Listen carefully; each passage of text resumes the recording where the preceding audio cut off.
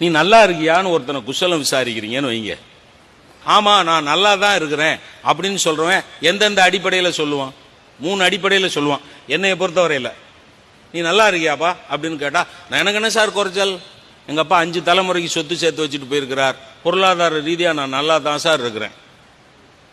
ஒன்று, நான் நல்லா தான் சார் இருக்கிறேன், ஒரு நோய் நொடி கிடையாது சார், அப்ப நான் பொருளாதார ரீதியா நல்லா இருக்கிறேன், உடல் ரீதியா ஆரோக்கிய ரீதியா நல்லா இருக்கேன். 3வது, சார் நான் தெருவில் இறங்கி போனேன்னா எல்லாம் தெருவில் இருக்கவங்களாம் கும்பிடுவான் சார், நல்லா மரியாதையா அந்தஸ்து. இந்த 3 ரீதியில தானே நல்லா இருக்கியான்னு கேள்வி கேட்டா பதில் சொல்லுவாங்க. இப்ப நான் இங்க ஈரோட்ல இருக்கக்கூடிய பெருமக்களுக்கெல்லாம் ஒன்று சொல்றேன், இனிமேல் குசலம் விசாரிக்கிற போது நல்லா இருக்கிறியான்னு கேட்காதீங்க, நல்லவனா இருக்கிறியான்னு கேளுங்க. அப்பதான் உங்களோட ஒருத்தனும் பழக மாட்டான். இது என்ன தீர்ப்பு சொல்றேன்னா, பொருளாதார ரீதியா ஆரோக்கிய ரீதியா அந்தஸ்து ரீதியா நல்லா இருக்கிறவங்க எல்லாம் நல்லவங்களா இருக்கிறாங்களா? ஒரு கேள்விக்கு மட்டும் எனக்கு பதில் சொல்லுங்க.